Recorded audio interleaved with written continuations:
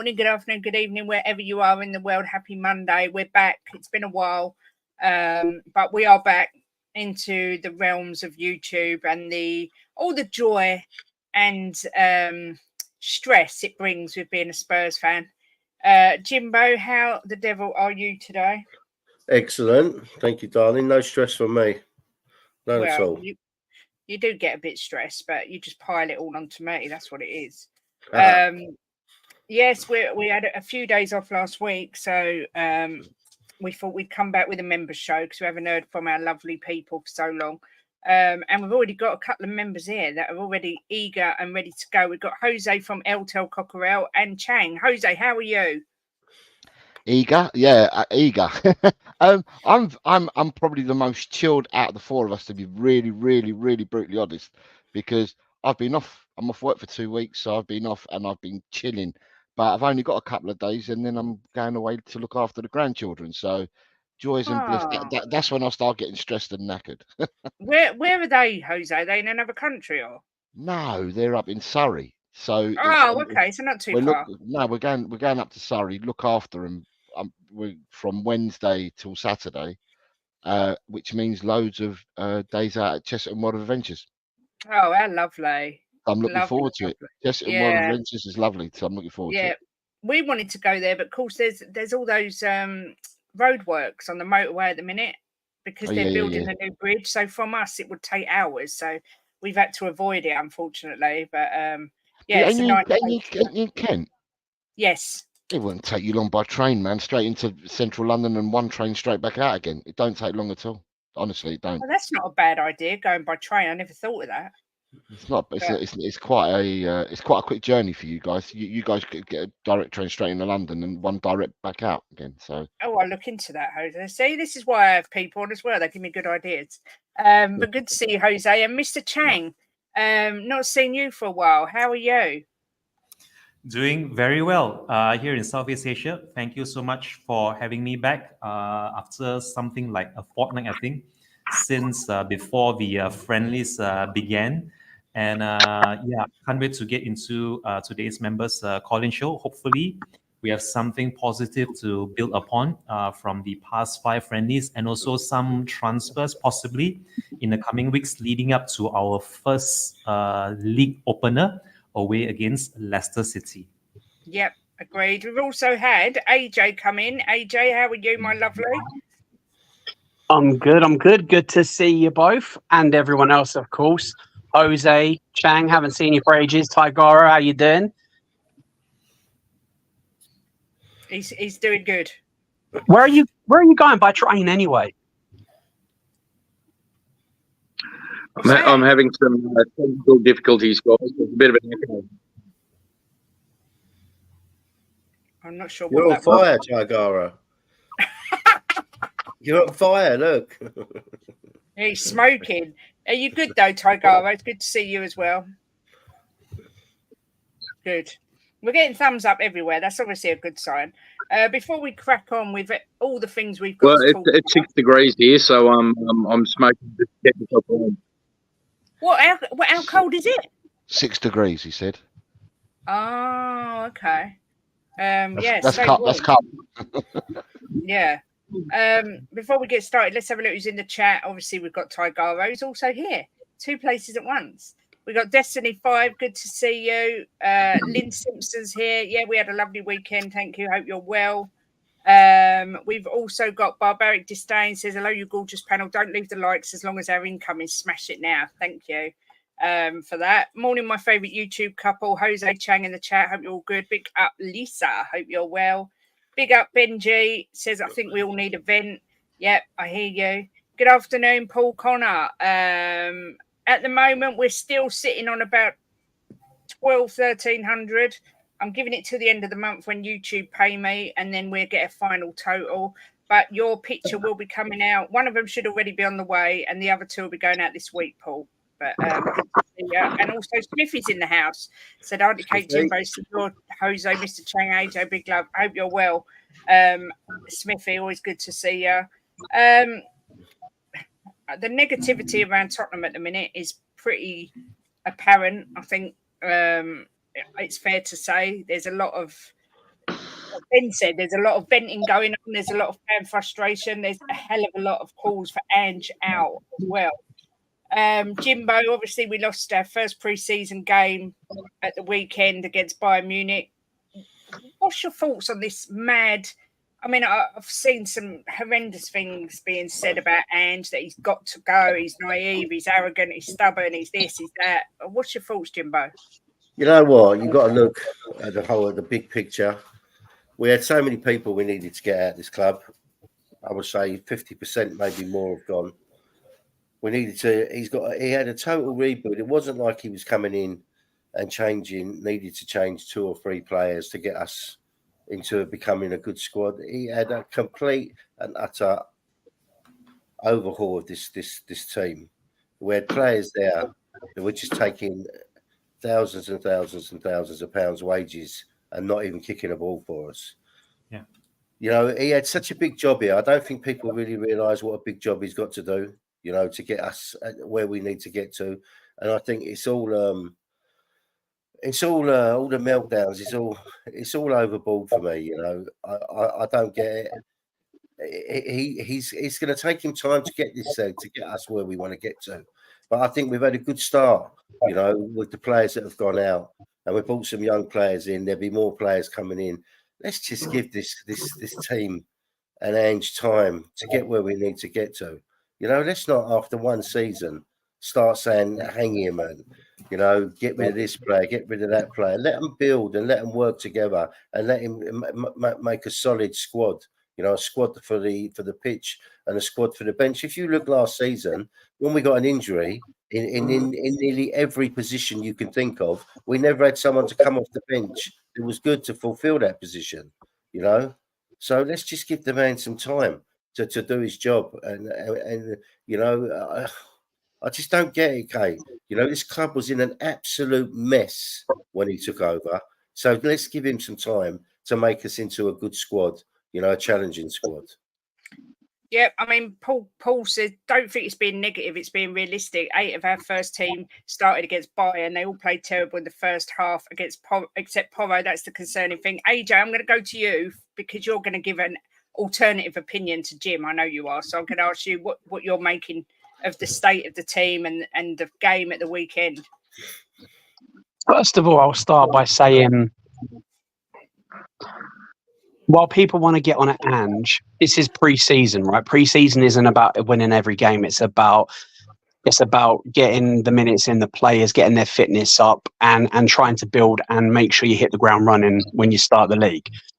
We were up against a very good team, a totally different caliber of player than we have been. And yeah, while the first team weren't at it, the youngsters came on and played an absolutely amazing second half, very exciting, and they went at them. And it's a team that can be got at. But once again, our first team regulars are very conservative with the way they play. We got exposed, not through everyone insults Ange and goes, oh, he's tactically lacking.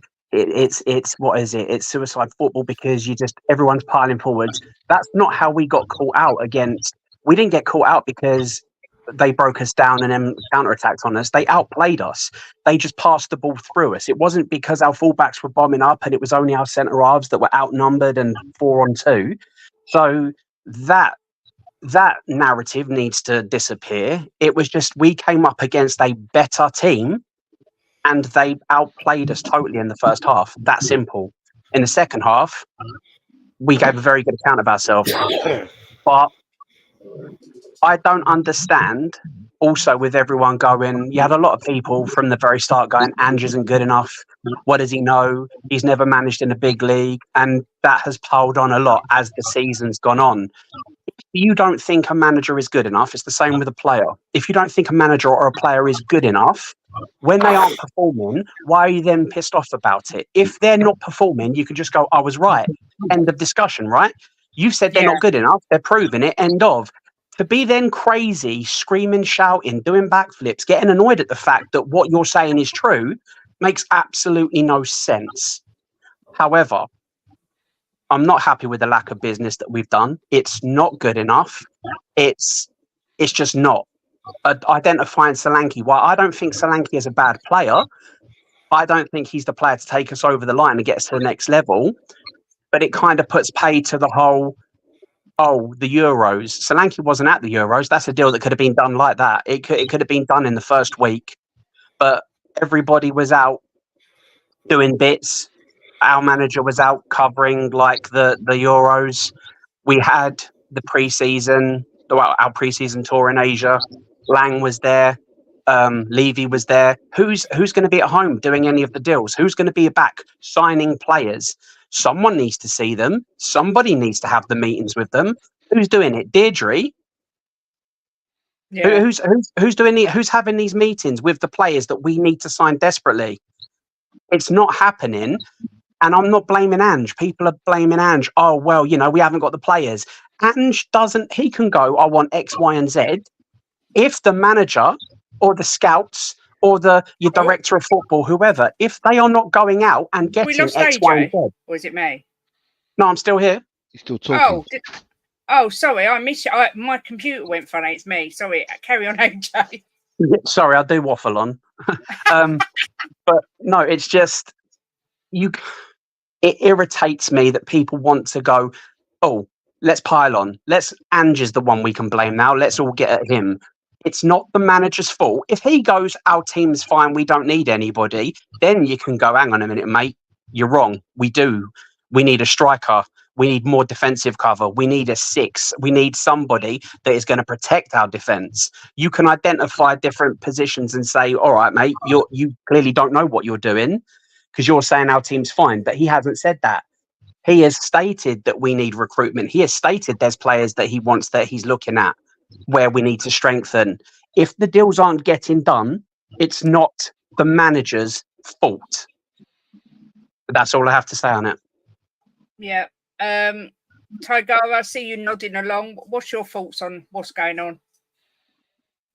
No, okay, to be honest, I don't pay much attention to it. I'm not stressed out, not worried at all. I think we're all like mushrooms in this situation. We're all kept in the dark and fed BS. We'll know when we're told. That's as simple as it is. As much as we as Spurs, devout Spurs supporters, want to think that we're in the know, and Fabrizio Romano, who I like to call Sex Panther, 60% of the time he's right every time. As much as people want to think that they know, they don't. We'll know when we're told. In relation to the actual transfer, could it have gone quicker? Absolutely. I'm still big on Eze. I think we've got him over the line. That's my personal opinion. The silence has been deafening in that regard. I think following the Palace win last year and his interaction with the players, his sort of attention that he was given, I think Eze's over the line. Now we just need a number 9 and potentially a number 6. So whether Neto Neto would be good, but I just need a number 9. But I don't pay too much attention to what's going on in the media at the moment. To be honest, it's just all waffle. Yeah. I hear Jose. What's your thoughts on what's going on with the game and the transfers and just the state of Spurs at the minute? Jim, everyone's touched on pieces that I was going to say. So last season we had an awful pre-season, if people remember rightly. Last season we went to countries that were in monsoon seasons, so games were being called off. One team dropped out. We ended up playing a pub team. We'd done more flying than what we did playing football last season. It was an absolute shambles. Looking at the squad, as Jim alluded to earlier, looking at the squad that went on pre-season last season, at least 50% of that squad's now gone and is not on pre-season this time round. We've got a load of players. Well, we've still got a fair few players to come back from the 2 major tournaments, so they've not hooked up with the squad yet. We're carrying injuries because you've got Richarlison, whether you love him or loathe him. Richarlison, Udogie, and there was another. There's a third one. They're carrying injuries, so we've not seen them at all. So you've got to make the best of what you've got. Now, the one thing for the start of the season, we'll be fine in the sense, fitness-wise. We've sent the boys out there. The people that have gone out on tour, by all accounts, coming out, is they've been on double sessions every day for 10 days. In searing heat and humidity, they've been on double sessions. These people will be, well, they'll be as fit as freaks come the first game of the season. Those that went on the tour. I'm not worried about the players that are coming back when you've got Van der Ven and you've got Romero and players like that. But they're coming back. Now, every player deserves to have some time off. These players are only getting 3 weeks off. Our other players in our squad have had 7 weeks off. This is the same for every team, by the way, who's had players playing these two competitions. But the question is, some people are saying, but they won't be fit enough for the start. They've been training and they've been doing bits for them 4 weeks that others have had the time off. So I think that they'll be fit enough at the start of the season as well. Yeah, we've bought some players so far. I've turned around and said in many shows, I've said that Gray and Bergvall are the future. They've come here to ruffle feathers. They've come here to compete for first team spots. I believe it's good for the club for that, because it then means it puts other midfielders within our team on their toes. Because last season, let's face facts, last season barring injuries, you could select your team from 1 to 11 for every game, barring injuries. And when we got injuries, we had round pegs in square holes. These two boys have come to affect the first team. Yes, we do need more players. We're not entitled. We're not going to know everything that Tottenham do. Tottenham operate differently now, and the difference is whereby before Tottenham, everyone would know our business. Nobody knows our business now. You've got the scattergun approach, as I call it, the AK-47, firing bullets and hoping that one lands for all its ITKs. We've been linked with over 400 players since April. We will get players in now, whether it's because we're still on transfer plan A. Remember, everyone from these two competitions is back today. For whatever club you play for, in whatever part of Europe you are, all your players that reach the finals of these two major competitions will all be back today at their clubs. And that also means that the players, if you are after players that have been in the Euros, this is the time that they're able to talk freely and stuff like that. So we'll wait and see who we're going for. The in the nose have been wrong. No one said Archie Gray. 24 hours later from Archie Gray first being announced, he was a Spurs player. Højbjerg was being, all the ITKs were telling us he was going to Atletico Madrid, Napoli, Galatasaray, Fulham. Marseille come in, 24 hours later, deal done. Tottenham are undercover at the moment. There's no leaks coming out from the club, and because of that, these ITKs are having a fun day. And like I said, they're just throwing darts at a dartboard or pinning a towel on a donkey with a blindfold on. You know, at the end of the day, what will be. I'm sure that we will sign players. I understand people's frustrations that we haven't signed players as yet. There are still 25 days left of the window. Yes, we'd like to have players before the start of the season. I will say, if we're going for a striker and we're buying a striker, we must get that striker this week, because Richarlison will not be fit for the first game of the season. And if you buy him this week before the pre-season against Bayern, it gives that striker an opportunity to bed him in for the first game of the season. Otherwise, we're starting with Kulu as a false nine.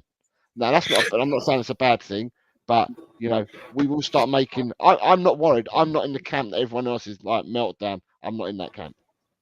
Jose, what's wrong with Richarlison? To be honest, Jim, right, Richarlison is a problem because Richarlison wasn't fit at the start last season.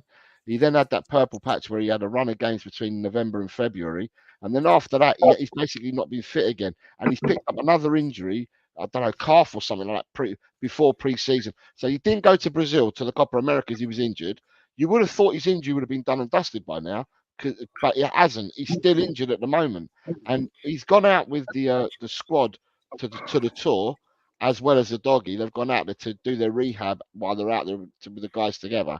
But he's not going to be fit for the start of the season, I don't believe. And you know, at the end of the day, we need. Richie did us a turn last season, got some goals and that, but that's what you expect from your striker. But we need a forward that's going to be playing a lot more than what Richie does. We need a striker that we can rely on, whose body will hold up with the rigours of the Premiership. And that's why Tottenham are looking for a number 9. regardless whether Richie stays or goes, we need someone that we can rely on that will not break down at every other minute.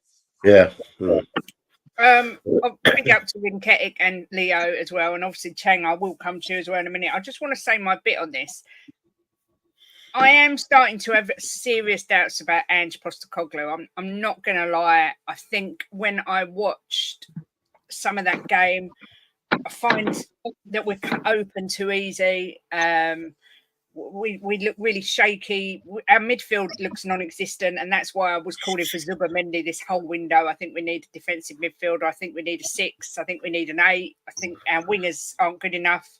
And I think Ange, I don't think he's going to adapt or change. And I think if we come up against the likes of, not just the likes of City, Liverpool, Arsenal, the big teams, I think the low blocks as well. I just think we're far too easy to play against. As for the transfer business, I'm fuming. I can't even put it into words. I'm not going to rant on here because it's not, I try and be a fan that lives with it and rolls with it. But I do think we are going to be in massive, massive trouble if something don't change quick. Chang, are you in my camp, or are you more like Jim and Tigaro, Jose, are more sort of laid back with it all? Okay. Well, I am partially in your camp and also over on, AJ's camp, Mr. James's camp, Tigaro, and also Senor Garcia, in the sense that, yes, I feel that we should have done a lot more business on players who are not at all participating with their respective countries, either in the Copa America or the Euros. And now that the Euros and Copa America is all done and dusted, I think any of these players who were with their countries in those tournaments I just mentioned, whether it's your Eze, whether it's your Santiago Jimenez, who was with Mexico, or any other players that we are looking at to sign as a number 9. People like Jonathan David, who was also with Canada over in the Copa America. If these are the players who were previously unavailable due to their international commitments, I don't see why we should be. I don't see why we shouldn't be going all out for them now if they are indeed the targets. If, let's say, those targets weren't readily available to begin with, or their parent clubs weren't ready to do business with us, then why didn't we start off with Solanke first, even before the Euros and the Copa America got underway, rather than having to wait after those international tournaments ended? And here we are now with 3 weeks away, I think, 3 weeks away before the start of the season. We still haven't strengthened the priority positions, which I feel are the striker, the wingers, and also maybe a more pivotal midfielder, now that Højbjerg is gone, and possibly Lo Celso is on his way out as well. So we have yet to strengthen those priority positions. And yes, it does start to. I wouldn't lie. It is starting to get on my nerves, and it is causing a bit of a worry. But we have another half a window left to go, and we still have some preseason games to come. So all is not lost. I really do hope that this is the time that the likes of your Scott Mann, your Lang, and also Levy, now is the time to really work extra hard to get us those players whom I really hope would, at the very least, keep us in top 4, even top 5, so that we still have European football to look forward to next season. But yeah, I think the state of the club, the state of the transfers, and also the current players that we have right now, there is hope for the future. There is optimism, but we've seen it all once too often. We've been in this scenario for I think for a good decade or so now, and it's just like rinse repeat, sort of like an endless cynical cycle where nothing much gets done, and it's just more of the same season after season. I mean, a year later on, we've still not replaced Harry Kane. A year later on, we've still not fully cleared the deadwood. We still have Brian Hill. We still have Sergio Reguilon. Who else do we have? Although maybe Jet Spence might turn out to be a Hill's hidden gone. gem. We never know. Hill's gone. Sorry, Hill's sorry. gone on loan. Hill's gone on loan to Girona. Oh yeah, okay, all right, good. So he's gone on loan to Girona. That's good. Yeah, thank you for reminding me about that. I almost forgot about that. That's gone on loan to Girona. But he's, even though he's still alone, he still very much is with the club. With maybe, was it an option to buy, or was it a permanent option? They extended his contract and they've put in a 15 million euro clause. Wow. So he's on loan, and so they extended his contract 15 million euro clause to get more money for him next season, rather than letting him go for 5 million euros this season.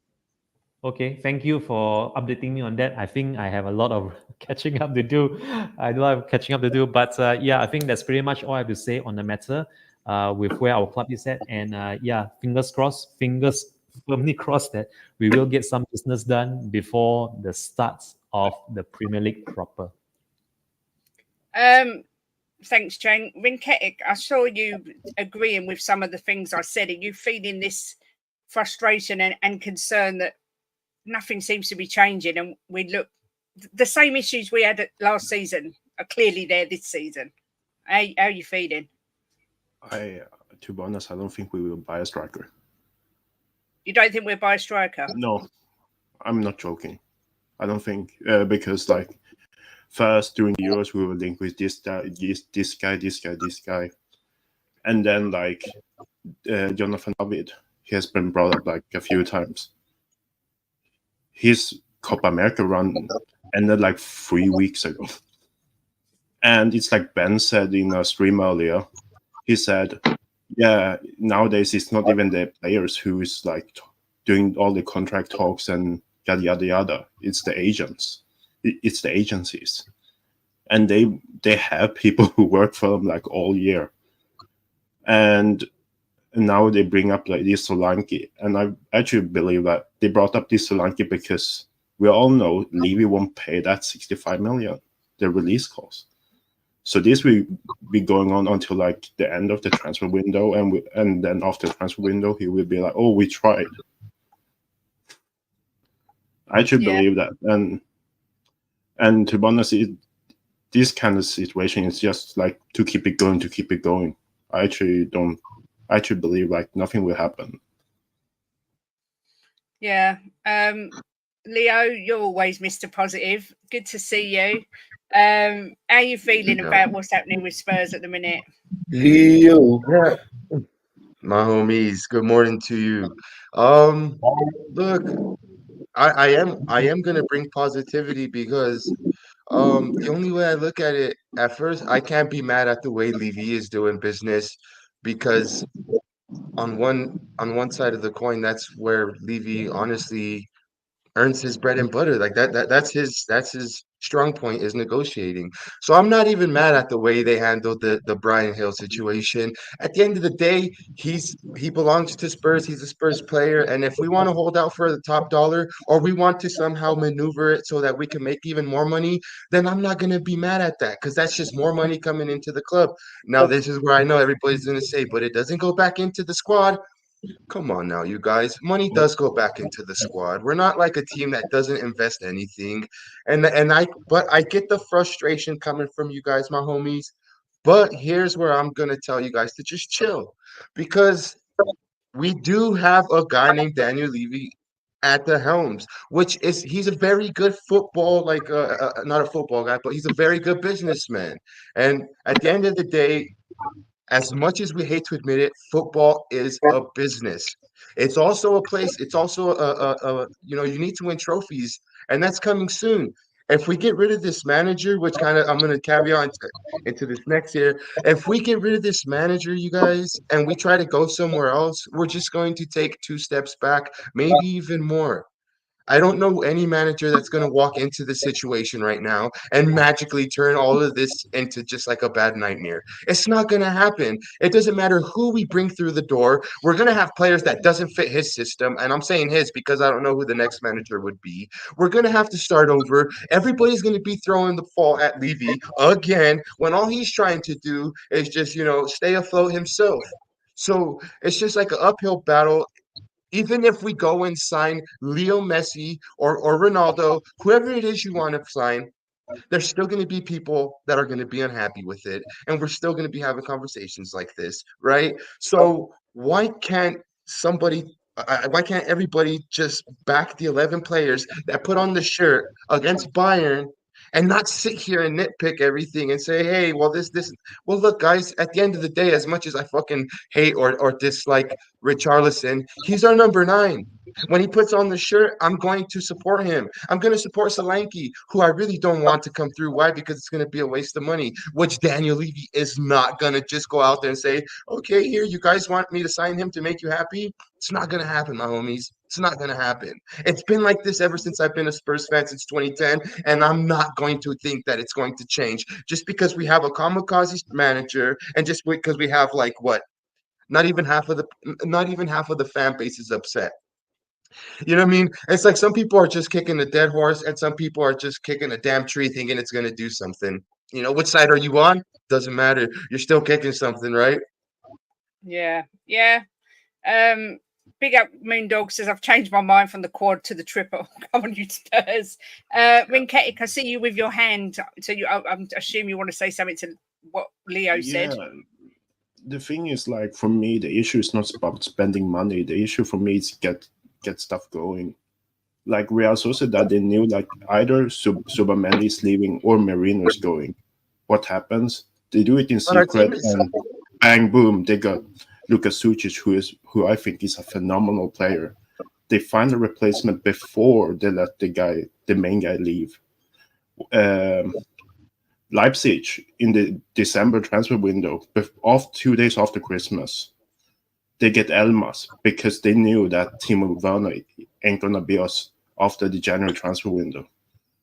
That's how big clubs, they run like that. They don't wait until like the last day. They get stuff early. They get people out, and they get them moving.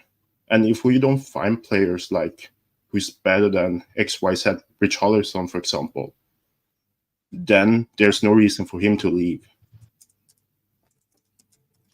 Yeah. Real quick, I just feel like if we do bring in 2 more players, 3 more players, or even 1 more player, it's going to be a player that they scouted very well, and that's going to fit into the system to be able to play at the shortest within the shortest time. Look at Archie Gray, right? Look at I don't know why I'm forgetting his name, Bergvall. Now with this new Korean kid, I haven't seen him play, but I'm very confident that he's going to be able to step into the first team squad and be in or about there, fairly quick, because I think our team is doing a very good job at identifying these young kids that they want to go after in order to bring them in quick and there not be such a gap between them and the first team, right? Bergvall's fit in and is playing very well, right? He seems like he's not too far off from the first team, and this is my opinion. And these players that we have, these youngins coming up, it seems like they're doing their due diligence in finding the right people to bring in. So I'm highly confident that if we do bring in somebody, whether that's 1, 2, 3 players, they're going to be players that are. And you won't hear me say replacements because I don't want a replacement Harry Kane. I don't want a replacement this and that. I want something that's even better or something that's new that's going to challenge in a different way, because to replace is kind of hard, right? But there's definitely ways of doing your business and probably getting players that fit into your squad a lot more now than maybe trying to teach a Solanke the new system or trying to teach somebody, how to fit into this squad.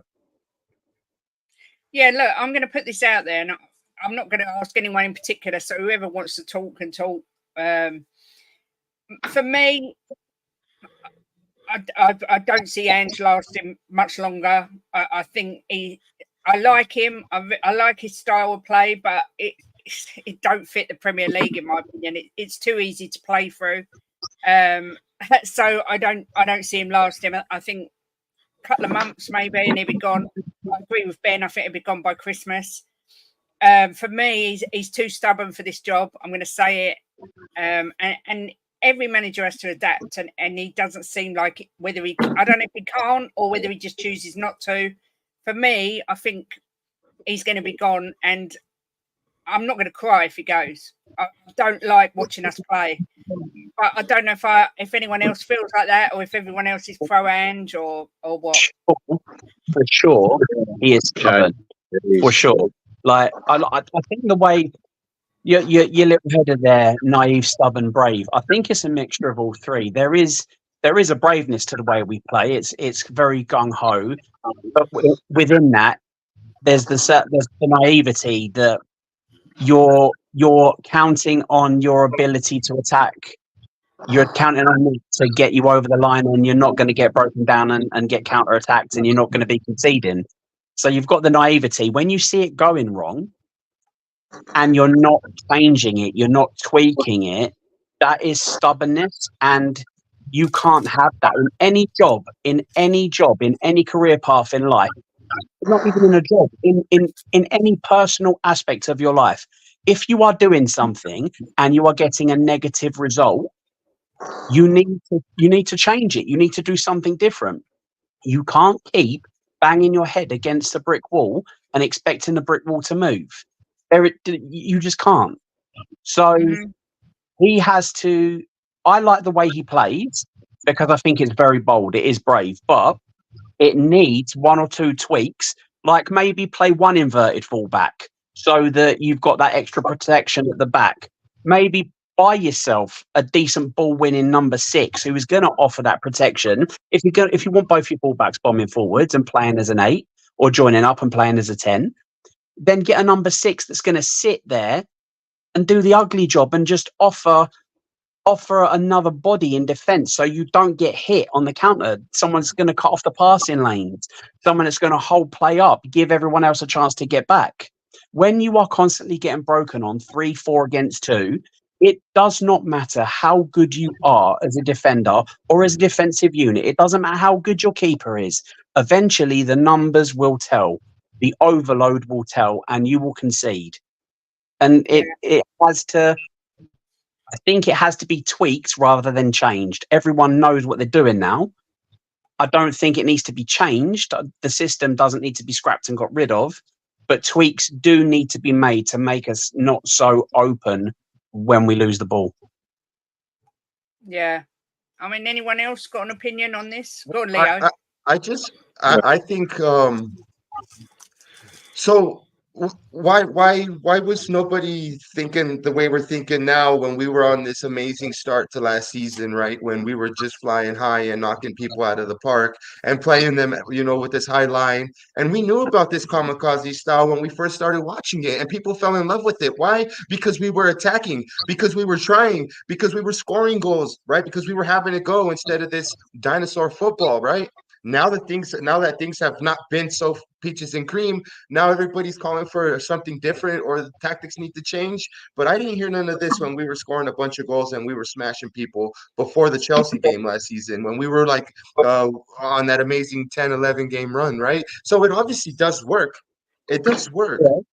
Leo, mate, the difference is when we played our first 8, 9, 10 games, it was new. It was different. We certainly hadn't played like that in years. We hadn't played on the front foot, an aggressive, attacking, energetic style of football. We've been playing archaic, fossilized football where pass, move it backwards. The excitement, there was no excitement. It was new. But eventually, So what happened? You guys think the players now are not even buying into the system? No, it's not that. It's that other people have found out that they see how we play now and they know where they can hit us. And more often than not, the way we get beat is we get broken down, the counter-attack's on, you've got your men out wide that explore the channels that have been vacated by your fullbacks. And then what happens? You've got an overload. You've got your midfield runners, your strikers running to join the wingers, and you've got an overload of 3, 4, 5 against 2. And that is, if you go back and watch, most of the times we get beat or we concede, it's rinse and repeat. It's exactly the same. The ball gets played out wide where there's no one covering because your 2 centre halves are left guarding the middle of the pitch, and we get hit and we get exposed. But when we've got the ball and we are playing and we're playing well and everything's sharp and the passes are going where they're meant to, we score goals. We look good. But when the play gets broken down and they hit us on the counter, everyone else is up in that final half to final third, and we get exposed. It's just when you know what's coming, you can guard against it. I know it's been like that this preseason, you know, and through parts of the end of last season. But I feel a lot confident once that we have our starting team, right? Once we have our center backs back. And I know that this it's not really an excuse. You would want your squad to be able to carry the weight and there not be any type of lag there when you have these squad players filling in. But I feel a lot more confident, you know, playing that high line with Romero and Van de Ven back there. And now even with Dragonstein, he's showing that he's you know, manning up and playing his position and even playing out of position. So who knows how we're going to be able to, you know, use that versatility in our back line. I just feel like, you know, I gave Ange all of last season. For me, it was like that whole, you know, he's getting a free season because it was that you know, that it was that period there. But you know, now this season is definitely it's going to tell a lot, you guys. It definitely is. But for me to just say that I'm going to want to see something different, you know, and I've talked about this a lot, you know, a football match gets misinterpreted a lot, you know, because different people watch it and you have a different point of view, right? Like you guys are pointing out very good things that I might not be too conscious of when I'm watching the game, but now I'm going to be more conscious of that, right? Because for me, when I watch the game, all I see is now I'm seeing a team that's trying, I'm seeing a team that's pressing, I'm seeing a team that's more attacking, which is what I've asked for, right? But I'm going to do my best to pay more attention and see different aspects of the game because, you know, I definitely like hearing things like this, and I want to be more cognitive of these things while I'm watching the game. Honestly, just to sort of deflect slightly. Obviously, I'm saying about Ange and that I'm kind of losing a bit of faith in him. And a couple of people have said I'm negative. A couple of people have questioned the fact this was just a friendly. Yes, it might have been a friendly, but the whole idea of pre-season is to prepare for the Premier League. And if that's what we're preparing for, I'm not confident. But if you look at this, these are the managers we've had under Levy. And there's some big names here. You've got Mourinho, you've got Conte, you've got Andre Villas-Boas, Harry Redknapp, you know, Martin Jol, Glenn Hoddle, George Graham. Are these managers all wrong? Are they all losers? Is it merely as black and white as the board isn't backing them? You know, Jimbo. That's exactly what I said to you by message, wasn't it? It's you could. It doesn't matter who we get in. It doesn't matter who we get in. If you are going to, it doesn't matter how good a boxer is. If you tie his hands behind his back, what's happening? He's getting knocked out. It doesn't matter who you've got running 100 meters final. They could be the best in the world. You tie their laces together.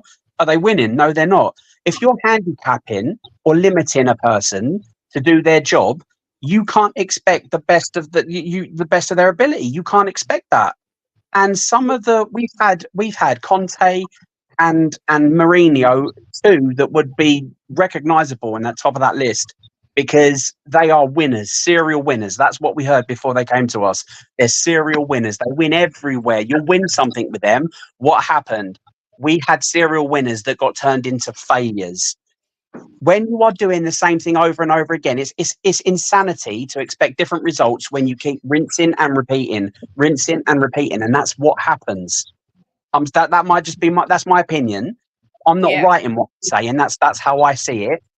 If other people think differently, that's fine. But when you've got a list of 10, 11, 12, 13 managers, some of them very, very highly respected, and none of them could get us over the line, you have to start seeing what the common denominator is. And unfortunately, it's the board and the owners. I mean, Jimmy, you have that view. This is what I said when I first went on the terrace and I said, we can't win the league. And they said, why? You've got to have faith in Ange. I said, it's not that I haven't got faith in Ange. I haven't got faith in Levy to back Ange. You know, I've softened to him and I've said, you know, maybe he's changing. We had a half decent window last year, whatever. Is it a case of it don't matter what manager you put in, Levy sets them up for failure because he just won't back them to the degree they need? Well, it comes down to, again, this season coming up, who we bring in. There's still like 20 odd days of the window left, I believe. Is it 25 days or something? So it depends who comes in, Kate. You know, I'm not going to start screaming and shouting everything's a failure because we don't know how the window's going to end. You know, it could end up with Eze, Tony, and someone else. We don't know yet. Everybody, I just see someone write Eze, Tony, and so are not coming in, but we don't know that. We don't know what's happening behind closed doors, do we? You know, and all this Solanke, I just think that's a smoke screen. I don't believe he's coming to us. I can't never see Levy paying 60 million for Solanke. I just can't see it.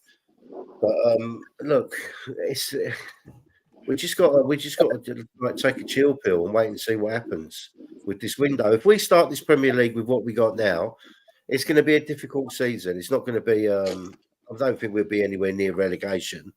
We'll still be, I think, up in the top 6, definitely. I don't think we'll get top half. If we don't bring in anyone else from here, I don't see us getting in the top 10. Well, we're stronger than last season.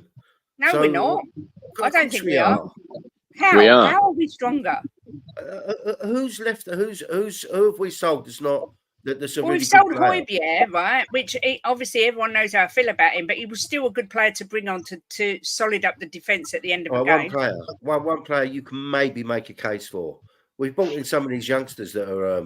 Yeah, but they're not ready. I think Archie Who Gray says showed they're not against ready? We've Bayern. done it already. We haven't seen them play in the Premier League yet. No, but we've seen him against Bayern, and Archie Gray was dreadful. Well, everybody was spunking their pants the game before Bayern because Archie Gray had half a bad game against Bayern doesn't mean he's not going to play well in the Premier League. Before the games before that, right? Everybody was spunking their pants about him, saying, "Oh, he's ready for the Premier League. He's this, he's that," and all of a sudden he has half a bad game against Bayern, and then all of a sudden he's not ready. We don't know that. We have to see the first 5-6 games of the season to know who's ready and not ready. But everybody's so quick to jump on our club. You know, if you don't like Spurs, or you don't like the way they run, or you don't like the way they play football, don't support them. Go support another club. I'm sorry, Kate, that's the way I feel. That's silly. That's a silly analogy. But there's some people just don't say a good word about Tottenham. Yeah, I agree with that. 100%. I think some people absolutely relish saying I was right, we're shit. Support the club through thick and thin, right? Every player that walks on that pitch and wears this shirt with a cockerel on it, support them. If they're not great players, you still support them because they're putting the shirt on for our fucking club. It's as simple as that. Everybody wants to fucking put them down and say this, that, and the other. Bollocks to all of you who think that. We're Tottenham Hotspur. Support them, back them, no matter what. Back Ange. If it goes wrong, it goes wrong. Then we start again and we back our club again. Jim, you know, 1 second, Kate, if you don't mind.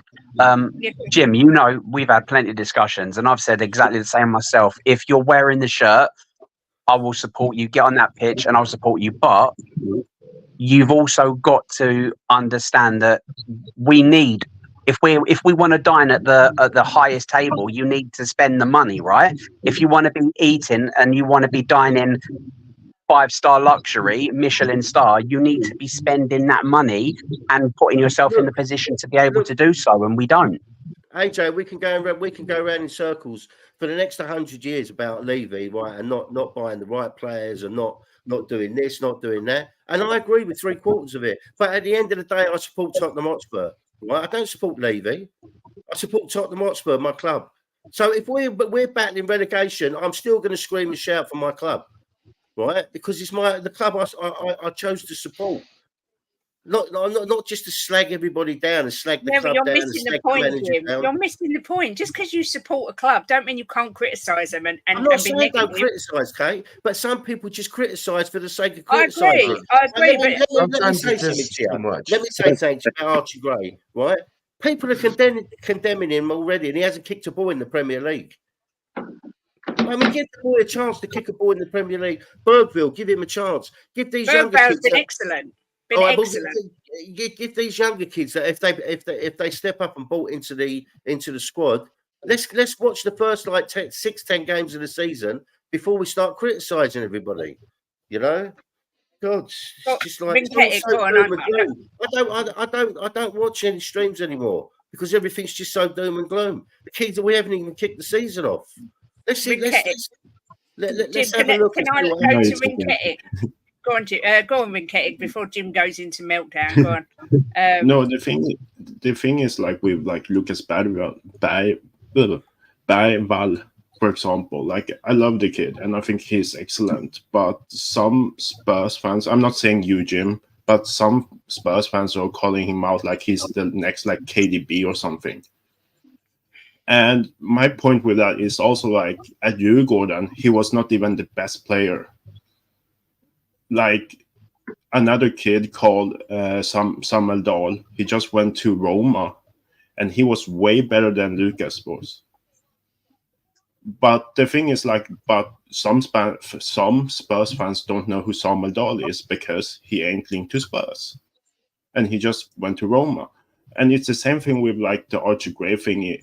Okay, he was excellent against Kobe and Cooper, but that was his level last season. It would have been an issue if he didn't perform well. But I'm not saying he's like bad either. I think he can also be a phenomenal player in like 1-2 years. But if we want to win something now, we need to buy like a Subimendi, for example, who can teach Archie Gray how to become that kind of player. Exactly. Let's look at, I don't know, the 92 Man United team. They also have like Cantona, Roy Keane, Dennis Irwin to teach all those like the Neville brothers and Beckham and whoever how to be the best of the best. And we don't have that right now. That's my only issue with Spurs.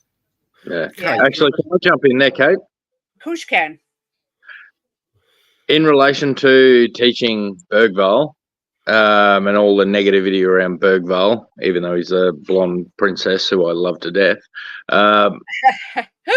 who's the guy who could teach him from our team to make him better? It's Madison. Yeah, and he's been And terrible. I'll tell you what, in that first half against Bayern, Madison was woeful. Bergvall made him look second-rate when he came on. Bergvall was so far above James Madison in that game that it was ridiculous. Mm-hmm. Like, the kid's got some talent. Let's not underrate him. Just for the sake that he's come from wherever he's come from, I think that kid's going to be something special. He just, again, as Rink said, and Rink, good to see you again, mate. That kid is going to be something. I think we do need a good solid midfielder to actually support him. But I think him and Gray in the 6, Gray's potentially going to be, if he's not better than Basuma already, he's certainly going to be putting some significant pressure on him. But back to Bergvall, I'd really like to see that kid. I think he's something special. There's no Barcelona don't chase kids that are average. Barcelona chase kids who are special. Yeah. Can I just say, hang on, Jim. I'm not criticising Gray. I think he's been very good in some games. What I'm saying is you can't pin your hopes on this kid. He's come from Leeds, which is a very competitive club in a very competitive league. I agree. But he shouldn't be our first choice where we're all going, we need Gray. He should get game time. I agree with that as well. But you need to bring in experience to coexist with the youth that you're bringing through. You can't just rely on kids to get you over the line. It's not being being personally critical of Gray, because I do like him. I just think it's wrong for Tottenham fans to pin their hopes on this kid. Go on, Jim, no, Kate, I agree. And look, and this is up to the coaches. This is up to Montgomery and Raimundo and Jednak and Ange and Matty Wells and Ryan Mason to actually, improve these people, not just these players, these people, as in relation to the sport that they're playing. Like, honestly, I'm going to digress a little bit here, but just bear with me because it's been on my mind. I would love to see a reality TV show where Premier League players are put into, call it worse jobs or everyday jobs, where they go and do the job of someone else for 8-hour shifts for a week. Let's see at the end of that week if they have a different perspective on life and how they should approach their football. I'll tell you what, I would actually pay good money. I'd put down $1,000 right now myself to see that, because at the end of it, they're going to realise, oh shit, we're really privileged and we should pull our finger out and try and be better. I think we're on the right path. I think we just need a little bit of patience. And like I said before, we are mushrooms. We're in the dark. We're getting fed BS. We'll know when we're told, like good little supplicants that we are as Spurs supporters. I really, really, really hope and wish that we make the right decisions in the next 18 days. And I think we will. I think there are things at play. And even Ange mentioned it. He said there's a lot of misinformation out there. Like, there are things at play. Like, well, Van de Ven came in with 4 days before the end of the window and ended up being a superstar. I still have hope. I might be the last one, but I hold on to hope. You ain't the last one. Well, I want to say, Kate, 2 things I want to say. The first thing is I'm not putting everything on Gray's shoulders. What I'm saying is when we played the first few pre-season games, everybody was bumming him up, right? I mean, I didn't see a negative word about him anywhere, right? And then all of a sudden he has half a bad game and people are saying he's not ready. We have to wait and see if he's ready, right? I'm not saying he's going to be the one to turn us like a Gascoigne but what I'm saying is let's give the boy a chance and see how he performs in the Premier League. And the other thing is someone put we're in decline, right? We was in decline, but I think that Ange is going to turn this club around from top to bottom. And I think he's working hard to do that, you know. And all we can do is his second season, so we should progress from here. So let's at least let the season start and see how we go, you know, before we start hanging everybody. It's like, oh my God, we haven't kicked a ball yet, you know. This team could be absolutely transformed in the next 18 days with players that come in, and everybody could be singing a different tune. So until that window shuts, we don't really know. Yeah, Jose, you've been quiet. I mean, have you still got full faith in Ange? Is it a case of, you know, it don't matter what coach we bring in, Levy's never going to back him out? How do you see it? Right, I'm fortunate enough, as well as Jim, to have seen some good times and seen some bad times at Tottenham. We were on after what happened with Pochettino and not backing him and him being sacked for 4 and a bit years. We were absolutely shocking, negative. No one wanted to come to Tottenham. So it doesn't matter who you bought in. No one wanted to come to Tottenham because there's pure negativity around the club. Now, in the last, even before Ange came, it started about a year before Ange came. We started building the club up. So it's not just about the first team manager; it's everything that goes with it. We started building the team up. I can see Tottenham going places going forward. Are we ready to win now? Possibly not, and that's where people's frustrations come in because we're not ready to win now. But in the same token, you look at the previous managers we've had, apart from Pochettino. Since him, every manager got a 1.5 year deal with a possible year extension, or deals like they've given him a 4-year deal. There's a reason for giving Ange a 4-year deal, and the 4-year deal means that they want him to do something, and there's something that we need to do. We've got milestones, we've got a plan, and it's a long-term plan, and we want to get this person in because we believe he can lead us along this plan, along with other people. So we've improved the people in the academies. We've got the people to come in and do the signings and all that, although people are going to laugh because we haven't made many at the moment. Everything is being set for Tottenham to succeed. Because we're not doing it here and now, people are jumping and going absolutely Garrity. I'm not one of the people that said I'm giving Ange a year. For him, this is a free pass for this year because he's come from a different league. I never subscribed to that, and I never said that. For me, Ange is our manager, and whilst he's our manager, I back him. The only 2 things that I know in football, right, is that if you score more goals than your opponent, you win the match, right? You win the match. Now, yes, we play attacking football. Yes, last season we looked exposed quite a few times, but it's if you score more goals than the others. Now, the other thing I'll say is that with Tottenham, what they got to do as well, although they're risk takers in the way that they play, there's a saying in football for those that have played is look after the ball. So when you got the ball, don't give it away. Look after it. Make the right pass. Make sure that you keep possession of that ball. So look after the ball. With the players that he's bringing in, even though there's the two youngsters at the moment, there's two youngsters he's brought in. The players that couldn't keep the ball, the players that can't control the game, the players that can't play the football that he wants to play have left the club. They're no longer with us. They're away from the club. The players that he's got within the club are the players that he believes that can play and look after the ball and do what he wants the players to do.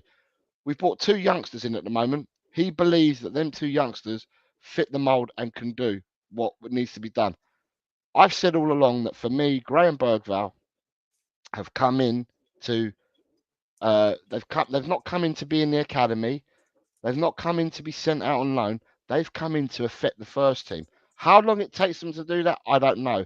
But, and I'll repeat what I said earlier, barring injury, you could name the first 11 for Tottenham, right? You could name the Tottenham 11 barring injury.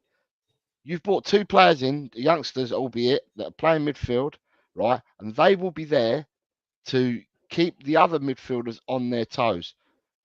People were talking about looking after and looking up to and stuff like that.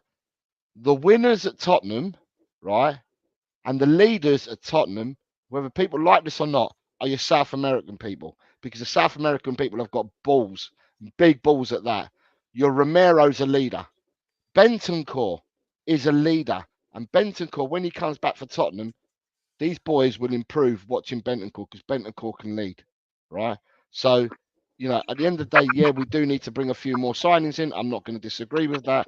But you need to look after the football and score more goals than others. In Ange, I'm following Ange. I want Ange here. I want Ange. Like you've all said your different bits and pieces about he don't change tactics. He doesn't do this. He doesn't do that. Let's wait and see. This is another season. He's got his squad. He's got his players. He didn't have them last season. He's got them this season. He's got more of a kind of squad that he looks at compared to last year. Let's see. Let's roll them dice, man. Let's see where we get to. But I'm not giving up on Ange, and I'm definitely not giving up on the team. Do I want a better transfer window? Yes. Yes, I do. I want more players because I think we're light. For me, I think we do need a striker. At the bare minimum, a striker and possibly another winger, or maybe two players that play along the front line.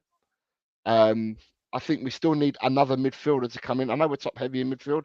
I'd like to have another midfielder with a different profile to come in as well. And I also think that with the emergence of Spence, because it's interesting, this is the bollocks that you read. Sorry for my French. This is the balls that you read on Shitter and that, right? It's saying now that Emerson is going, Tottenham have intensified looking for a new right back. And I'm like, what crap is that? Spence is balling out of his skin at the moment. Spence is a totally, completely new player since he's been out on that loan and come back. I'm sure he's had a chat with Ange, and he is the competition now for Porro. Why would we be looking for another right back? You got Spence there. Where I think we need another player is defence on the left-hand side, whether it's a left centre back or someone that can play both left centre back and left back, and then that means that you've got Porro and Porro Spence, you've got Kuti and you've got Dragusin, you've got Ogogi and you've got Van der Ven, but then you've got competition for them both there. And for that I think we need 4 players minimum, and that's just to get us started for the season with the 2 youngsters we've already got. But I'm not giving up. I've seen a lot going on at the club. I've seen a lot start before Ange came. It is a lot of it's going to be in the coming seasons. It's not going to be win here, win now. I'd like to see us have runs in the cups this year and stuff like that, but we'll wait and see. But at the end of the day, I ain't giving up on him. The quad's on. I agree a lot with what you're saying, Jose, and the fact. And then I also just want to say, I know this is the Premier League, and I know the players and the skill is just a cut above the rest of the places Ange has been. That's no brainer. That's no secret. However, if Ange does get the players that he wants or the players he's comfortable with, I don't doubt he'll succeed here as well in the Premier League. We don't know if Ange is getting players that he is okay with or players that he wants with. I believe he is. right? Just because we're not getting the players that maybe some of us want, that doesn't mean we're not getting players that he wants and that he's okay with. So I agree. We have to give this man time to cook. We're going to have to withstand some highs and some lows. There's always going to be lows and there's always going to be highs. We just have to hang on for the ride. But that goes with every club, Leo. But that does. There's that's just part of the joy of watching the game. If we lose, I look forward to the next game so that we can win, right? And when we win, I look forward to the next match so that we can continue big up the number one homie. So yeah, we need to give this man time to cook. I am very confident that if he gets players that he has already identified, then I'm totally cool with that. And I definitely agree, with these Latino or South American players, they definitely show a lot more passion, which is why I'm a huge fan of Richarlison, because he's one of those players that shows a lot of passion, and I'm pretty sure he's one of those players that's very vocal and one of the first people to speak up when the time is needed. And as for Pedro, and as for Oh, I had a question. And as for Pedro Porro, do you guys see him moving further up the pitch, or is he does he need to stay in that? I mean, because he's not a traditional right back, No, I agree with that, but I still think he'll stay where he is. But yeah. Chang, I'm going to throw that goal though. Not to backtrack too much, but how about that goal? It was a fantastic goal. He's starting to be one of those players when he's putting him in the back of the sack, it's ending up on the highlight reels, which is that's the type of stuff I want to see. You know what I mean? Yeah. Hey, can I answer one question from I think it was Angus? He said that Ange won't succeed in the Premiership. I remember people saying that about Arteta. Exactly the same words. Jim, Arteta hasn't succeeded. He hasn't won anything. But he's getting there. He is getting there. He won an FA Cup, no? Yeah, he or won. something like the Shield or something. They got a massive chance this year. I think this is their best chance ever. Myself, Chang, I'm going to throw this to you. I did a poll. I think just as the season was ending, because a lot of people are saying he'll be gone by Christmas and Poch will be back. And I did a poll who would want Poch back, who wouldn't, and it was 54% Ange and 46 wanted Poch. I've always said I want Poch back. I would take him tomorrow and get rid of Ange. That's just me. I think he's a better manager all round. I think he organises a team much better. But do you still have faith in Ange? Are you concerned about the tactics going into the new season?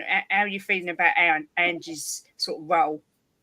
I still have my reservations about Ange, to be very honest, given everything I've seen last season and also what I saw in the first 5 friendlies this season. However, the way that we ended last season, if you remember correctly, the second last game that we played against Manchester City at home, where a lot of the Spurs fans wanted us to lose to City just so that we can, stop Arsenal winning the league. What I saw in that particular game against Man City gave me hope that maybe somewhere down the line, Big Ange is learning and that he is able to chop and change if and when it requires us to do so.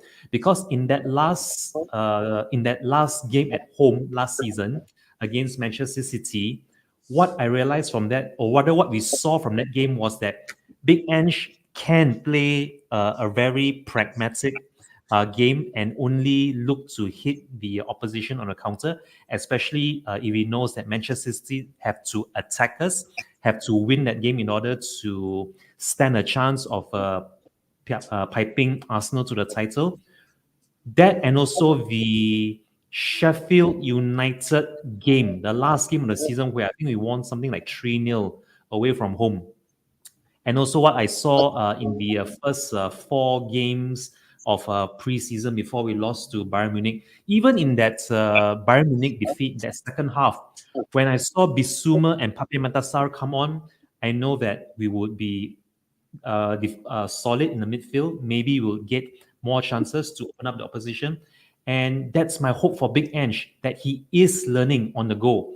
But in order for him to implement his ideas, he needs those players that can carry out his footballing philosophy and his instructions to the T. Now, this is where I think Big Ange is going to be the difference maker compared to, say, Pochettino or say Conte or even Jose.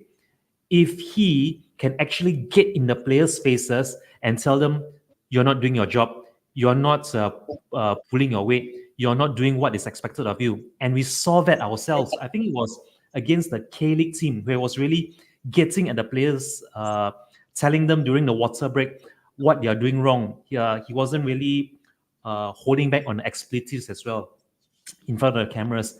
That I feel is where the last few managers failed in that aspect, in which they were being a bit too nice, a bit too friendly with the players, where I feel that Big Ange is that kind of manager who would not take no for an answer, or rather he wouldn't accept anything less than 100% from his players.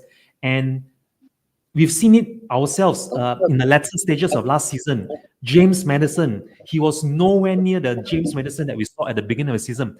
Big Ange wasn't afraid to drop any one of his players in the leadership group if they are not performing. And that's what gives me hope about Big Ange. Whereas if you look at Pochettino was always sticking with Dele Alli and a few others who weren't really stepping up. And that ultimately led to his dismissal in a way. And I really feel that this is where maybe, just maybe, we might see a Spurs manager that actually bucks that trend, that is not afraid to sideline anyone, whether it's Son or Romero or Maddison or whoever else he feels isn't pulling the weight. Maybe, just maybe, back Ange, support him. Let's see what he does at the beginning of the season. Let's just give him half a season, and then maybe after 3 windows, by December or by January, then we can say, okay, he's had a season and a half, he's had 3 windows. What is he doing right, or rather what is still not well with him or with the squad that is assembled? Then maybe we can reserve our judgment to the end of the calendar year, and let's see what happens come next year. By the way, greetings, Mr. Benjamin Kaufman.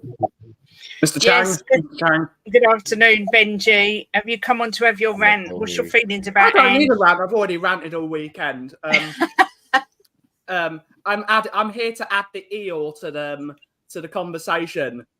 I don't understand why we're putting so much pressure on 17 and 18-year-olds. They're children. They are children. Not a single one of you guys, when you were 17 or 18, is willing to drag all these players. 18-year-olds, and we're expecting them to be the next best thing. Ben, I had more pressure on me when I was 17 than they've got. I promise you that now. Not with the amount of money. Not with the amount of money they're earning. No, but in life. They have to carry the hopes and dreams of millions of people. Well, I don't think that people are putting the pressure on them. I think what people are saying is give them a chance to see how they can do. No, but people are saying Ray is Declan Rice level. Bergvall is Kevin De Bruyne. Mikey Moore is the next Wayne Rooney. This person's this person's that. Lancashire is the next Harry Kane. Can't they just be themselves firstly before they're the next best thing? They haven't even discovered themselves yet. They've not discovered themselves. What needs to happen is this manager needs to change back his attitude. I've heard we're all to say, no longer play 2 fullbacks in midfield, leaving us 2 defenders in midfield. So every time we lose a ball, we got 2 defenders at the back. Instead of Ange blaming the players for all of his issues, why doesn't he take on some of the blame himself? Why doesn't he take some? We all railed against Conte because he wouldn't change. Ange is showing even more stubbornness. And we've seen with Antonio Conte at Napoli, he has given De Laurentiis the if I do not get a single player in the next 24 hours, I am gone. Yeah. That is what Ange needs to do. It would actually do us a favour if he walked. It would do us more of a favour if he walked. Because it means all the pressure wouldn't be on him. They'd be like, you tried your best. You tried your best to bring your style of football to the club, and you were not backed. If he walked, we might actually be getting somewhere. We need to be showing now that we're willing to change. And that's the manager as well. The owner's never going to change. He's been here for 24 years. He's never going to change. But every little person needs to be able to change. And it seems that this manager won't change anything. He won't change nothing. And in any line of work, if you're failing and the defence is failing, if you concede 61 goals in a season, you are failing. You're not succeeding. You got exactly the same as what I said, Ben. Exactly the same. You have to adapt. If you're getting something wrong, to continue to still get it wrong shows that you're inept. You need to be able to see, spot, and if you can't spot it, that's where the people around him need to say, "Look, this is not working. We need to adapt," and it needs to happen. Because people probably put me in with the so-called negative fans. I've backed the team this year. I've paid for a season ticket. I'm going to be paying for a ticket for Leicester if I get. I'm backing the team. They've now got to show willingness to give me support for me going all the way up to Leicester on a Monday night, get home at 1 o'clock in the morning to watch them run about. They've got to show me it now. because I've paid them. I'm paying them money. They wouldn't exist if it weren't for fans paying their wages. So now Ben, if you had the Poch and Ange in front of you now, and you could choose, who are you picking? Poch. He can set up a defense. He can set up a defense. He knows Do you guys not remember how shit our football was when Poch got sacked? He was crap. He was crap from like the year before. The only reason people forget about that is because we made it to the Champions League. This football is worse than Poch's last season. It is worse. It's boring. Yeah, I understand that. It's boring. And he made a lot of mistakes, Poch, as well. But this football is the football I watch now. I watch this football now. I don't reminisce on the back. I don't reminisce on the 61 days. One, because I didn't watch it. Right? I mean? But I don't reminisce on night in Ajax. For me, it was a spectacular night, right? But I'm not going to hold people to that standard because it's going to never be matched again, right? The things we achieved with past managers were achievements with them. I remember watching Pochettino, and I just remember the football under Poch. Be able to play your right players in the right position. I'm seeing Archie Gray playing at centre back. He's not centre back. Oh, but that's because it was a makeshift line at pre-season, bro. Let's get realistic, right? He's playing him in centre back because all our centre backs are away on holiday. Let's not get too caught up in this pre-season thing. He had no other choice. He's shown it all of last season, Jimbo. He's shown it all of last season. Playing Sonny as a striker. We never had a big enough squad and we had injuries. Let's get some players then. He's got some players. Can I just quickly, just to what Leo said, the reason it all fell apart for Poch was because the team got stale. It got stagnant. We were two players. We were 2 players away from getting over the line. We were 2 players, maybe 3 players away from winning the Premier League, from winning the Champions League. My homie. But we don't know that. That's what we think. We do. That's what we do. That's what we want to believe. Okay, but okay. If we go with that, Leo, if we go with that, I'm sorry, Leo. If we go with that, and it's all love. But then that gives Levy an excuse to not sign a single player in 2 windows. That's not acceptable. But I don't care what Levy needs excuses for, though, bro. It's in the past. We have a nice stadium. I mean, we went 2 summers or whatever without signing anybody. I mean, it is what it is. Now we're signing people like Van de Ven. Now we're signing people like Vicario. Now we're signing people like Archie Gray. More money. The stadium was a game changer. The stadium fell off because he wasn't. Poch fell off because he wasn't allowed to sign anyone. Poch fell off because he wasn't allowed to sign anybody for a year and a half. My season ticket has gone from 1,200 quid to 2,400 quid. I expect them to sign some players. And kick on. And you know what? I'm not expecting them to win the league. I'm not expecting them to win the FA Cup. Just give it a go. Just say you're willing to back a manager, whether I like the style of football or not. Buy the players the manager needs, and not Dominic Solanke. Well, listen. Let me say something here. Everybody's jumping on the gun about players coming in like Solanke. We haven't got clues coming in. So why is everybody banging on? Because the papers write it doesn't mean it's going to happen, right? Let's wait and see who comes in before we bang on about players. If we banged on about the shit players in the papers, right, that we're going to come into this club, we'd be just banging on it 24 hours a day, 7 days a week, 52 weeks a year. Because we get linked with every player there is under the sun. The thing to do is sit back and take a chill pill and see who comes in. I don't think Solanke's going to come in for a minute. I honestly do. I've been around him though. We were linked with Carlos Tevez. We were linked with Carlos Tevez and Lewis and Gary Cahill, and we ended up with Ryan Nelson and Louis Saha. That is what I'm saying to you is, right? If you cannot go by who we're linked with, because we're linked with everybody. We're linked with great players and we're linked with shit players. All we can do is wait and see. I think Tottenham now, under this structure, right, keep their cards close to their chest. I don't think that they let a lot out now, right? And we've seen that with some of the players that have come in that have just been surprises, right? So let's just wait and see before we start banging on about how shit Solanke is. I haven't seen any surprises. Archie Gray is not a surprise. It's a good young player, ready with a whole lot. We need a surprise. How do you know this is going to happen? We don't know it's going to happen. This is why I very rarely say anything about transfers, because to me, if I talked about the transfers that I read about Tottenham a lot, right? And there's so many players we're linked with. It's like, what? You know, we could build 12 squads with the players we're linked with.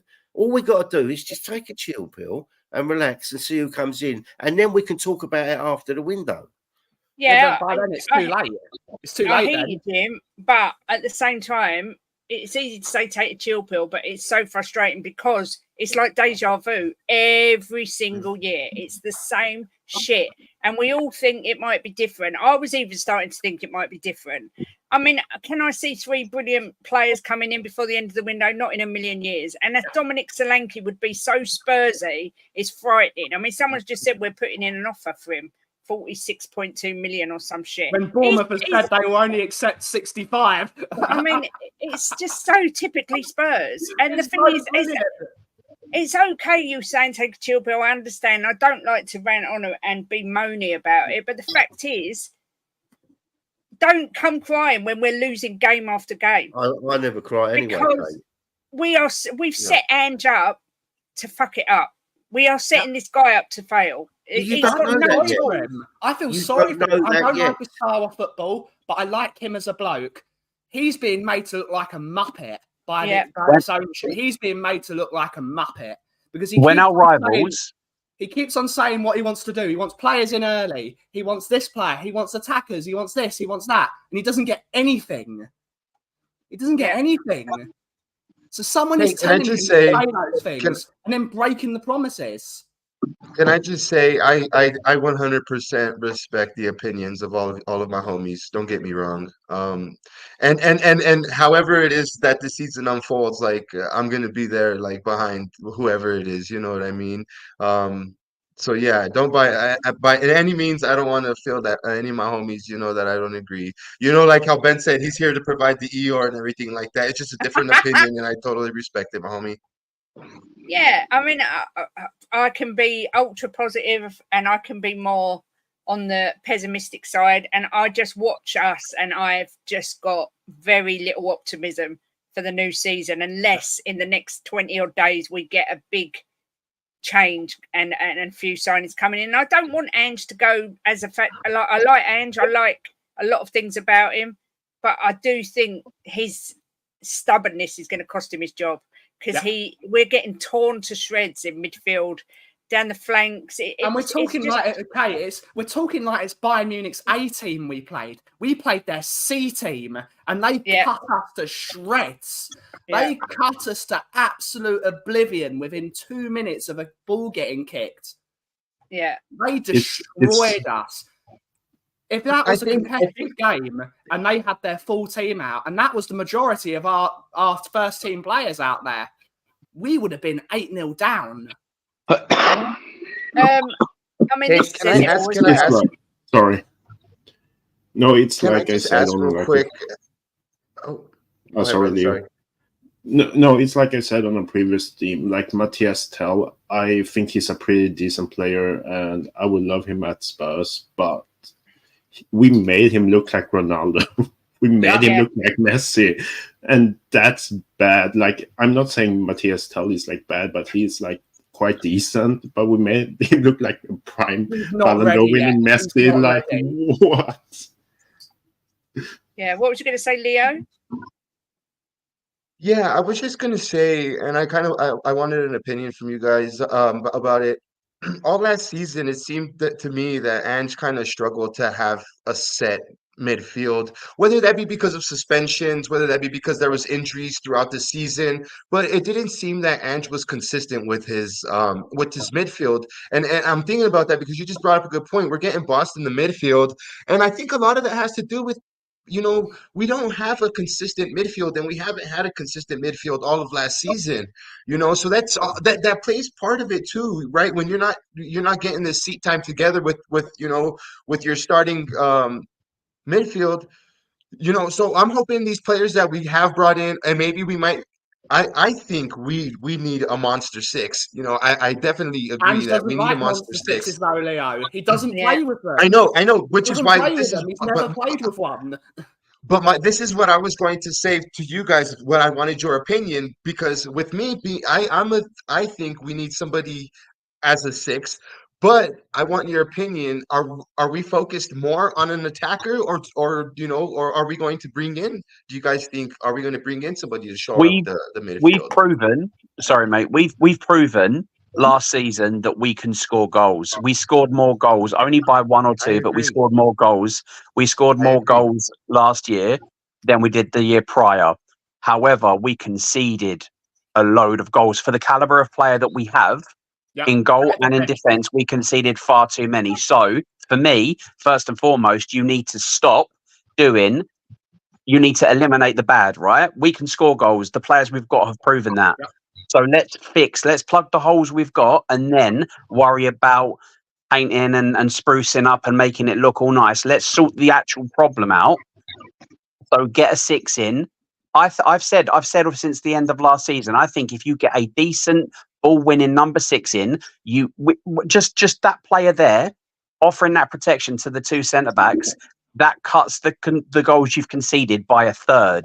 Just from having that extra body there, somebody who knows how to be in the right place at the right time, cut out your passing lanes, put pressure on the ball, and not leave your two defenders exposed. Once you stop conceding so many, you're going to pick up draws where you were losing. You're going to get draws. You're going to get wins where you were getting draws because you will be conceding less. Then you get the striker that's going to get you 20, 25 goals, and then you improve that way. You have to have solid foundations on which to build. If you build a mansion on like sticks and stones and straw, what's going to happen to it? It's going to crumble. You need solid foundations from which to build.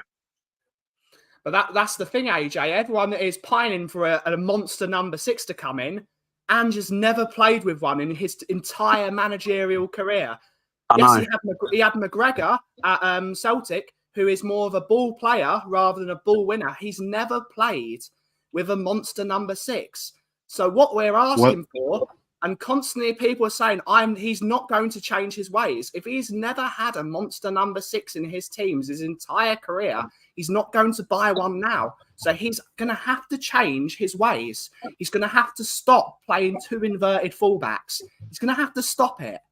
I don't understand why. Is there no manager in world football plays two inverted fullbacks? Not a single one of them. So, but we're deciding we can. We're going to have a defensive midfielder in front of those two centre-backs to make sure that VDV is not doing 90-yard sprints 5 times a game because we're playing with two at the back, which is going to save his hamstring. He's going to have to change. We're going to have to change. He's going to have to change. And if he's not going to change, I'll say exactly the same thing I said to Kate outside the Chip King in the North London derby. He will be gone by December. If we can't stop conceding corners, and we cannot defend properly, he will be gone, because attack wins you games, defence wins you titles. And if we cannot defend, we're never winning nothing. Defence is the most important, basic bread and butter of any football match. It is the basics, and we can't do it. At what point do we start talking Ben. about replacing at what point do we start talking about upgrading on Vicario then? Because if I'm honest with you, Vicario is pretty shit at distributing the ball, and he's pretty bad at our at defending set pieces as well 50 too. shots against him as a shot stopper. He is brilliant, but I think he was at the top of the list. Shots. He's facing 40 shots a game. That is not acceptable. If I was Vicario, I would resign. I'd be like, you are not doing your job. You're making me look like an idiot. Defend properly. You're making Vicario was one of probably our best player last season, and he conceded 61 goals because of this stupid system. I think he topped the league for shots stops, didn't he? I think he was either first or second in comparison to shots and goals. I think he faced the most, and by comparatively, I think he was the top of the league. So, Hey, can I jump in, guys? Yep. Go on, Tiger. I just want to hear from Jose. Hey, Altel, you've been up top, been very quiet, mate. I just want to give you a bit of airtime. Well, I'm not being asked any questions, so I think everyone's just gone round. Everyone's gone round talking about the same things, and I had to go earlier, so. Yeah, Jose, what about this? If Ange does go at Christmas, do you think he will do a Conte-style press conference and expose the owners once again? And how would the Spurs fan base react to that? Ange starts the season off, and if he starts the season off, he will be with us this season. I don't think he goes by Christmas. Hypothetically, if you're asking me to answer your question, I think Ange will not do a press conference like Conte. He may say something. He may not. If this were hypothetically, if this were to happen, but I don't think anybody would do what Conte did. They might do it in other ways and after leaving clubs and stuff like that, but I don't think anyone would do what Conte did. You got Conte's Conte's in your face. Mourinho was the same, but Mourinho would backstab and talk behind people's backs and that. Conte's straight in your face. I don't think anybody else is like Conte, to be honest with you. But I also don't see, if Ange starts the season, I see Ange finishing the season. Yeah. Chang, what about you for this one? Would you rather buy a bully in the midfield or a striker? You can only pick one.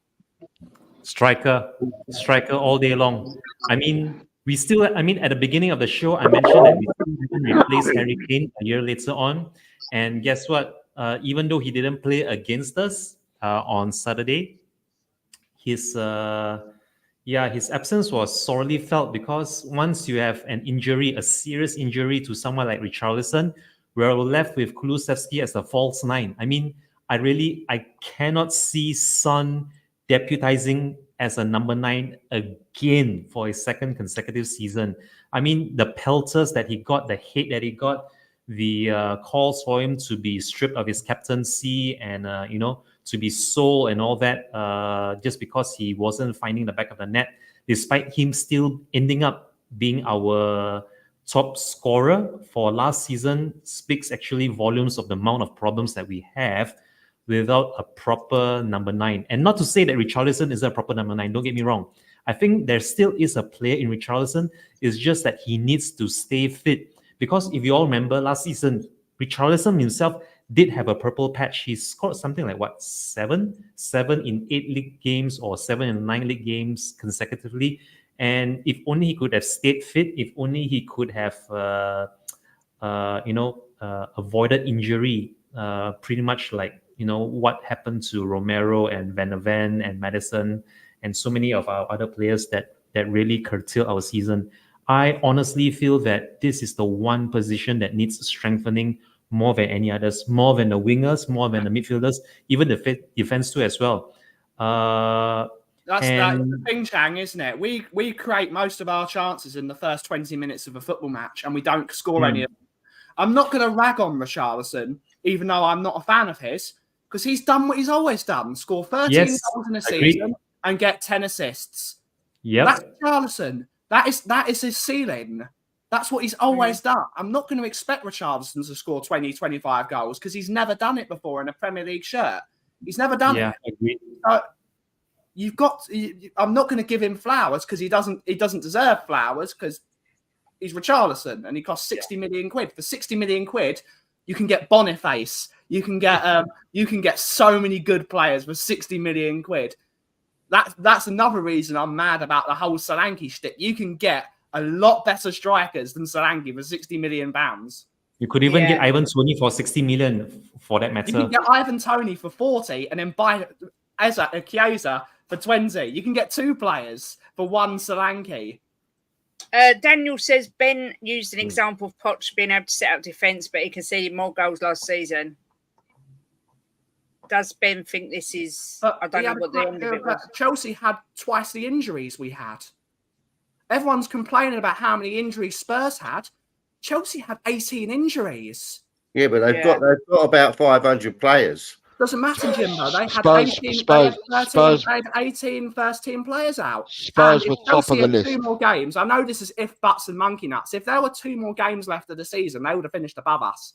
And this is a Chelsea that had a disastrous season. They labelled it as a disaster, and yet they were only 3 points behind us. Yeah. And they were playing with kids. They were playing with children the entire time. Kids. They never played with their set 11. So... And Defarge is saying excuses, but Spurs fans are allowed to make these exact same excuses the entire time. Oh, we had injuries. We never had our this. We never had our this. But the moment Chelsea make the same excuse and they're justified because they had so many injuries. But Kate, you know what, right? And you know what? At the end of the day, right, we support this club, and football is about passion, about enjoying your club, about seeing where you go. You know, every season's different. Let this season start and see where it takes us and enjoy the journey. Because it could be a good journey. It might end up being a shit journey. It's about enjoying it and backing your club through thick and thin and enjoying, you know, maybe getting to a cup final or getting up there, you know, with a chance of winning the league like we did under Poch, like Arteta did last year before for Arsenal. It's about enjoying the journey, enjoying the football, you know. That's what it's about. That's why we support a club. If you support a tennis player, right, like I support Murray, when he lost, I didn't scream and shout and cry. And it's just backing who you support and enjoying it. I do agree with you, Jim. The outcome, back your team and get behind them and enjoy the journey. You know, I agree with you, Jim, but you do need the. There is, mate. Let me finish. I get that. Hang on, one at a time. It's about enjoying the journey of your club and never knowing where it's going to take you. I absolutely Before get that. Before you go on the journey, though, Jimbo, you look at the map. You look at the road map. You say, also, I'm going here. That's where I'm going. So if you look at Andy Murray, right? If you look at Andy Murray, he lost Wimbledon, right? 1 year. The next year he won it. Right? If you watch football, some teams look at Leicester. We're doing shit. All of a sudden, they won the Premier League. It's about enjoying your club's journey and enjoying what you're watching with them. And sometimes you're going to have down days, like every club do. But it's about backing your team and getting behind them and enjoying whatever happens. You know, come what may. It's the problem because I'm not enjoying the way we play. Everyone complains about Conte's style of football and how it was boring. This is just as bad. Well, look, listen, at the end of the day, you and me are on different planes, right? I look at it at a completely different angle to you because I enjoy Spurs and I enjoy going to Spurs when I go, and I enjoy watching them on the TV, and I enjoy wearing this shirt. And for me, it's an upper, not a downer. I enjoy the way we play more last season than what we had done for 4 years. So, same. Well, that's my personal opinion. For me, Spurs is an upper. I don't let Spurs bring me down because I know there's going to be bad times, right? And when the bad times come, I just get behind them even more, right? Waiting for the good times to come. And we have with Spurs, you might have 3 or 4 games like we did last season. We lost, but then when we won, we was all up in the air and cheering, and you know, and that's what football's about. Yeah.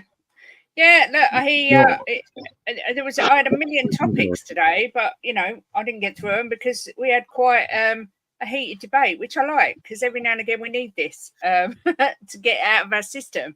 I appreciate.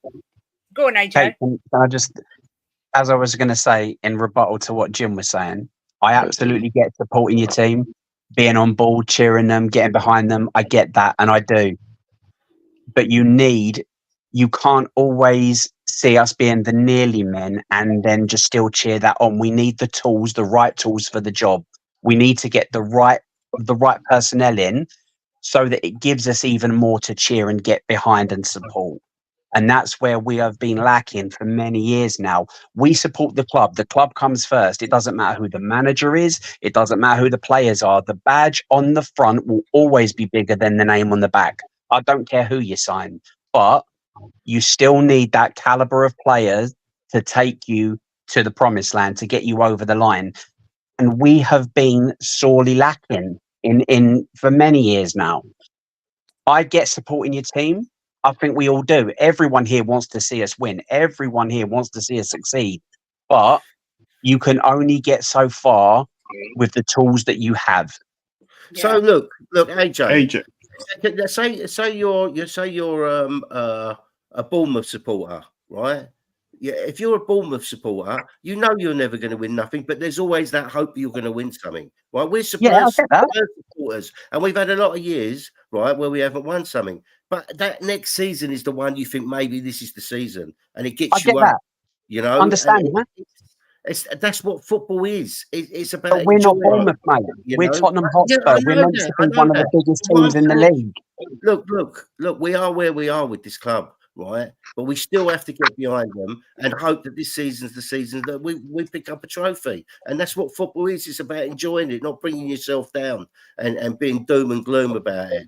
You know, I'm not doom and gloom. I know where we are. I'm realistic. I'm talking about, generally. I get what you're saying, Jim. Totally get what you're saying. But like you just said with the whole Bournemouth the situation, we're meant to be one of the top 6 teams. Yet the other top 6 teams have all been winning trophies. We're the ones that are well behind, and we're just looking up at everyone in admiration. Oh, you've won.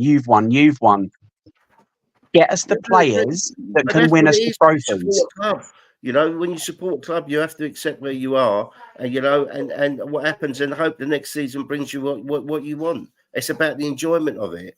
That's all I'm saying. It's just back and through thick and thin. Until you do pick up that trophy, and then that day is the day that you come in your pants or whatever.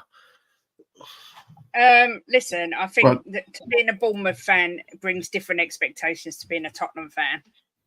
And I think Ange has made a rod for his own back in a way, because he's come out 274. He's come out and said we're going to be challenging for the league next season.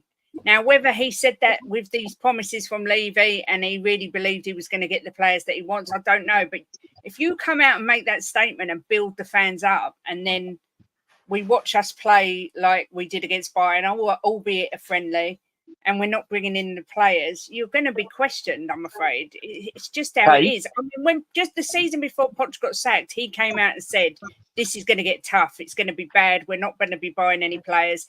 And this is why I didn't want him sacked, because we all knew it wasn't him. It was the club not buying the players, backing him, whatever. Whereas can I quickly just building us all up? Go on, AJ. I just want to say, Mr. M, whether you mean it tongue in cheek or not,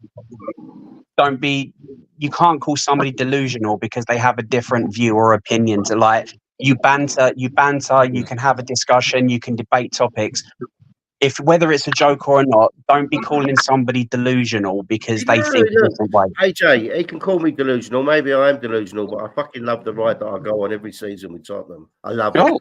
I love my club and I love the ride. Maybe I'm delusional. The quad is on. We got more chance of getting a quad bike than we have getting a quad.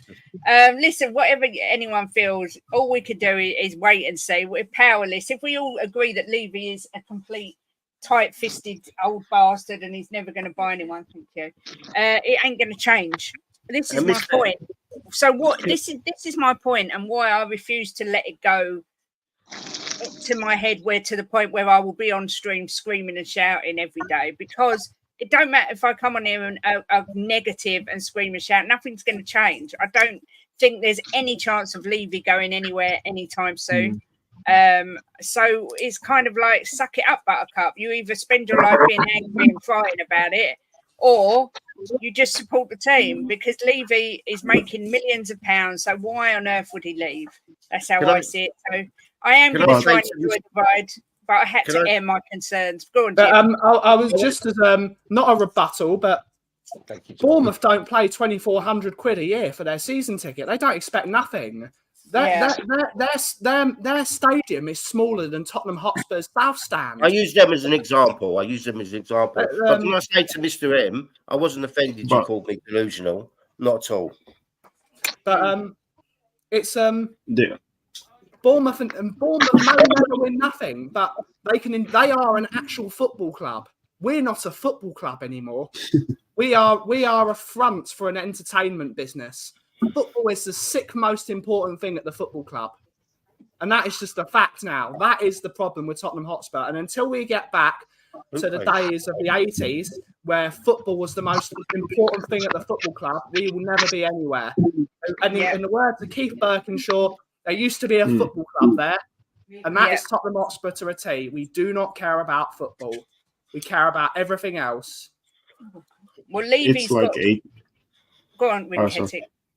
It's like AJ said, quality matters. Like I had this argument with someone before about Conte playing like dreadful football at Spurs, but when he won the league at Inter, he had like 50-60 ball possession, and it's because he had the players he wanted. He had like an Eriksen, Barella. At Spurs, he had like Harry Winks and Højbjerg, and instead of Bastoni, he had Ben Davies. Like it's went from there to there, and yeah, the quality matters, and there is the one guy up top that can change it, but he doesn't. So, as I say, I will have my rants. Levy's got 20 odd days or whatever it is to convince me that he's changed and that things are going to be all right. I don't see it happening, but I refuse to let it bring me down. I will have rants, but I will carry on supporting this team. I love them. I wish I didn't most of the time, but I do. And I think we all, at the end of the day, everyone here wants us to win, whether we're right about this or wrong about that. Everyone wants us to be successful. But me and Jimbo are going to the stadium tomorrow. We're the problem. We're going to do a tour with Mickey Hazard tomorrow at the Tottenham Stadium. So I cannot wait for that. He's going to show us around. So that'll be good fun. But listen, you know, when I ran into Daniel Levy, it was on a Tuesday. There you go. Oh, just saying. Well, I'll give him a if I see him. Yeah, he'll be getting a few words off me if I see him, and all the slippery what's it. Listen, in Ange we trust. It's about winning, though, Kate. It's about just giving it a go. Just give it a go. Buy the players, but give it a go. And even if we don't win, if you aim high and fail, at least there'll be an echo of glory. We're not aiming high. We are aiming for bottom of the barrel and make money on hotels. So aim high, even failure has an echo of glory. And those are the words of Tottenham Hotspur. Those are the words of Danny Blanchflower. So start aiming high, Tottenham, because we're not aiming high. We're aiming low, and we're getting low. Yeah. Listen, I'm going to trust Ange for the time being because I haven't got a choice. I just was airing my own doubts about what he's doing. That was all. But yeah, hopefully we'll see Daniel Levy tomorrow because he will be getting a piece of my mind. I'll probably get escorted out of the stadium by security. But anyway, Jimbo, obviously always, Jose, Chang, Rinketic, Leo, AJ, Ben, and Tigaro. Thanks all for coming on. Sorry we didn't get through everything I wanted to, but I've enjoyed the show. It's good to have a bit of a mo. Anything anyone wants to say before we go? Thank you. Come on, boo Jim. Come on, you Spurs. Go on, Ben. I know you're dying. Levy out. God, Jim, we've got to end the show with you, Jim, because it's tradition now. Before Jim, it's just been a pleasure. Always. Go on, Jim. All you doubters, at the end of next season when we're holding silverware, you're all going to come on and eat your words. Come on, you fucking Spurs. The quad is on.